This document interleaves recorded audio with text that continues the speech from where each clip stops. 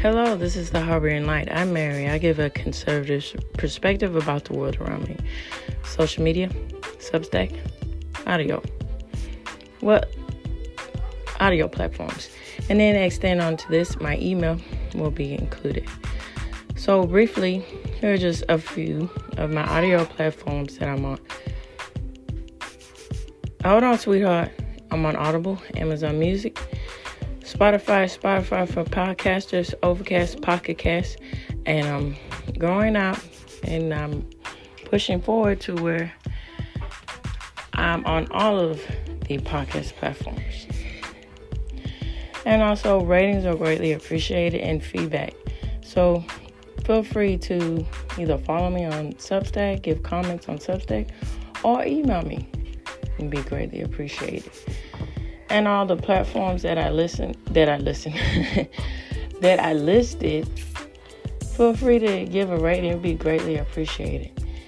And I appreciate all you listeners out there. So all of your concerns, questions was truly valuable and just immensely valuable to the continuation and the background and the improvement of the Harboring Light. All right, so this episode is the last part of the aspect of mythology and weddings. So I'm talking about something borrowed, something blue, and all of that in between. Here we go.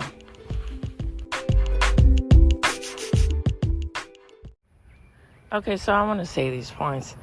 I think it's quite interesting.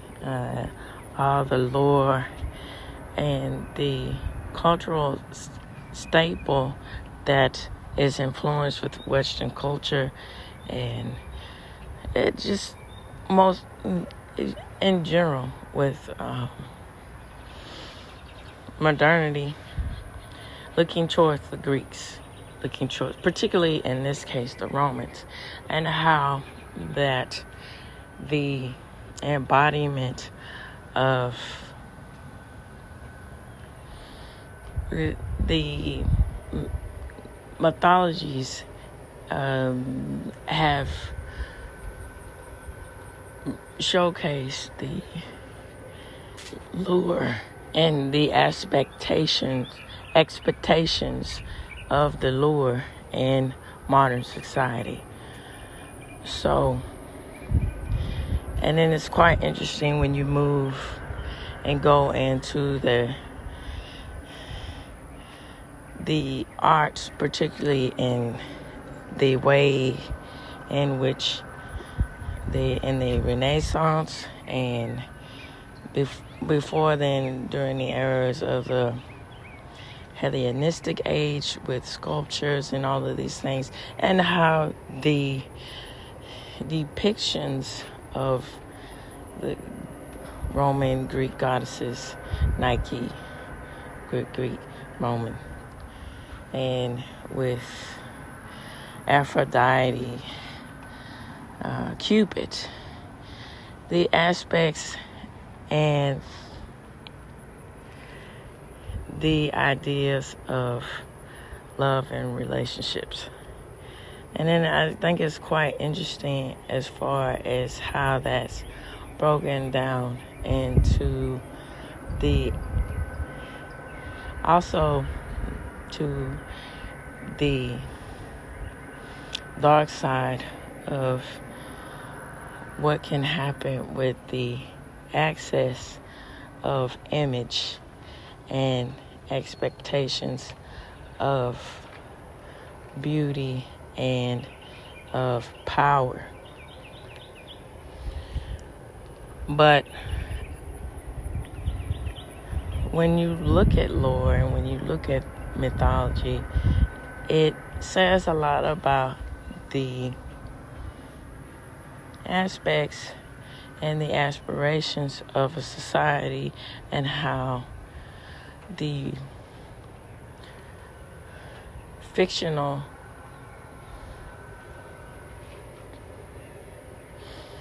tales, and which is duly noted unto their society, how that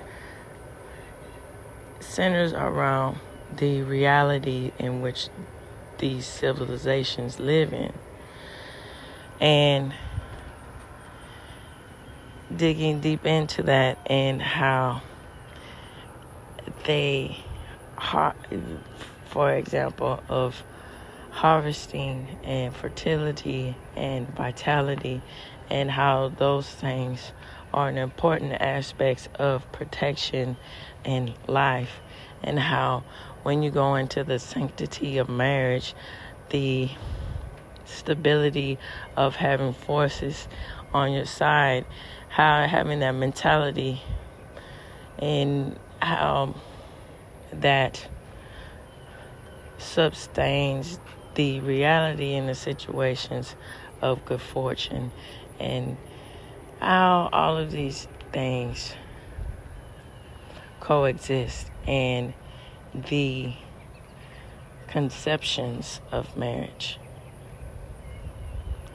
All right, here we go. Let's get into the extended parts of the mythology behind something borrowed, something blue, and everything in between about that.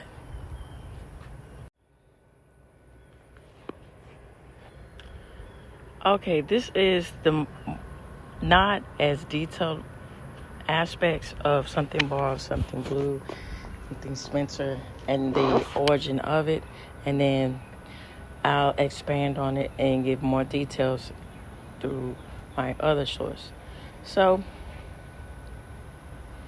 and of course these sources will be linked on Substack. So, according to Business Insider, the reasons behind something old, something new rhyme. The rhyme something old, something new, something borrowed, something blue dates back to at least 19th century Lancashire. It refers to 5 things a bride should wear on her wedding day. They are meant to provide protection for her baby and prosperity for the couple. The rhyme something old, something new, something borrowed, something blue refers to the things a bride is supposed to wear on her wedding day to have a successful marriage. And it's like most superstition, it doesn't entirely make sense. There are, of course, many psychological, backed, and significantly grounded ways to have a better marriage. But wearing those 4 items is a tradition that many people like to keep. This particular phrase and tradition likely comes from Lancaster, England. The oldest written reference to it is in 1871, the issue of St. James Magazine. Now, more thorough explanation later encoded by Charlotte Sophie Byrne, the first female president of London's Folklore Society, in her 1883 publication, Shire Folklore, a sheaf of gleams. The full rhyme, it turns out, has an additional line. Something old, something new, something borrowed, something blue, and the additional line is this: and a silver sixpencer in her shoe. All right, so what are these things? Something old is to provide protection, as I stated, the bride eventually with the baby. Something borrowed refers to something that another happy bride has already worn. It's meant to transfer their luck into the new bride's relationship. Some sources also say that the garment is meant to ward off the evil eye from spurned suitors, which would presumably leave the woman barren. For these reasons, it is recommended to use the undergarment of some women who has been blessed with children because the clothes communicated fertility to the bride. Something blue is another device to baffle the evil eye. It is recommended that one wears blue garters under a white wedding dress, according to Byrne. And a sixpencer in a shoe, of course, is a symbol for prosperity for new couples. There is no source or meaning behind something new. It might just be there to make the rhyme work.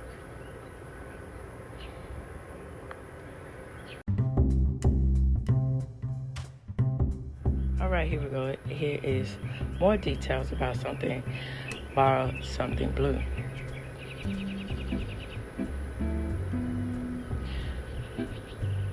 So who gives the bride something borrowed, something blue? It is customary for the woman in a bride's life to gift her the pieces of the poem. It was meant to pass along the fortune and vitality of their marriage. If happiness was an heirloom in that sort of aspect. But you can put your own twist on these good luck charms, including who gives them to you. It can be a romantic gesture for the couple to offer each other the trinkets as a toast to their belief in their abilities to make their own luck. These somethings are meant to protect any babies to be in a new marriage. Each part of the poem was meant to be given to the bride to shield her fertility. In some origin stories, the threat to her pregnancy is the glare of an evil eye, and in others, it's the bride's former suitors. Both intend to curse her upon marriage and leave the bride barren. The objects mentioned in the proverb are worn during the wedding ceremony to trick the villainous forces.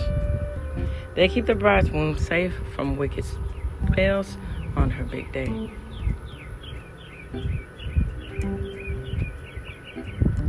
So, whether or not each trinket is worn on the dress or the suitor, you can find ways to honor this symbolism while making each object meaningful to you. Each something can make an appearance throughout your day. For example, you might borrow this as the way to combine with the couples as this option of borrowed, blue, old, and new in one object. Something old, the meaning. It is intended to bring community to the couple, connecting their past life and their new marriage. These objects can pay tribute to ancestry or an homage to your heritage. Often they convey cherished memories, but they can also be antiquish.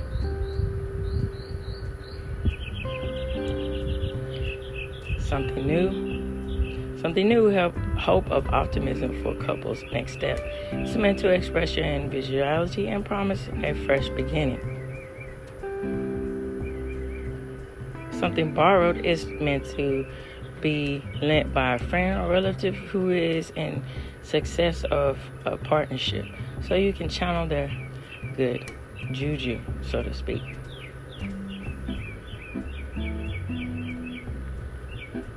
And something blue. Something blue signifies the love full of purity and vitality. Hence the expression true blue. Traditionally, blue was worn as a garter. But you do how you do with this, and just giving my thoughts about this. I think it's quite interesting that there's some theories that it's to ward off evil spirits with something blue. But on the other hand, there's theories that it's for purity and the sanctity and the honor of keeping the marriage faithful. And these lean towards the aspects and the honor and the ideas of how marriage was seen, and how marriage is really the real reality of marriage. That is a sacred bond that is nothing to tread lightly of. And I think it's very interesting too with the aspects of superstition and the forces of good and evil, of protection, of the bond of a marriage and the aspect and the importance of the fruitfulness of the marriage between the man and the woman, and their giving a child and protecting the child, and how important that is, and the aspects of how important that the ability to give life is for the marriage, and the ability to give life and to continue on from my aspiration, my understanding of this, to continue on the generational path of the family. And then I think it's also quite interesting the aspect of looking towards with borrowing and the aspects of looking towards and having the aspirations and having the example of a successful relationship, that then having that blessing and having that part of the wedding as a symbol to understand that it's important to listen to and take advice from the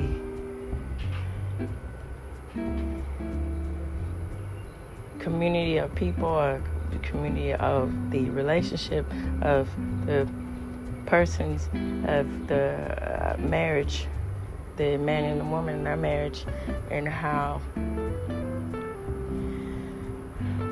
that helps to understand what it takes to be successful in your marriage. And then, relaying this back into the aspect of,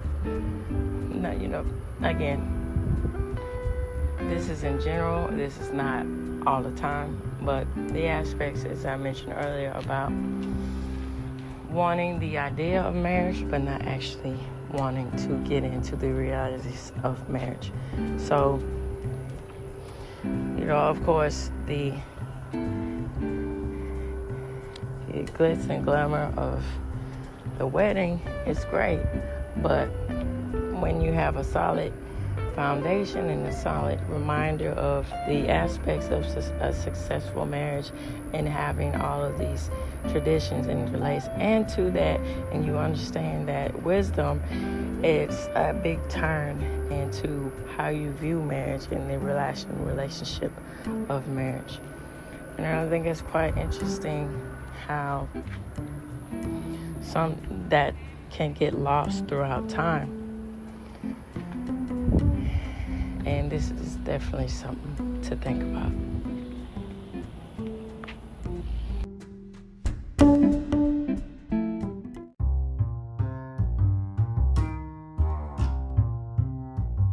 All right, so this reaches the end of the Harboring Light. Tune in, turn up, and let's get on to those charted waters out there. Take care.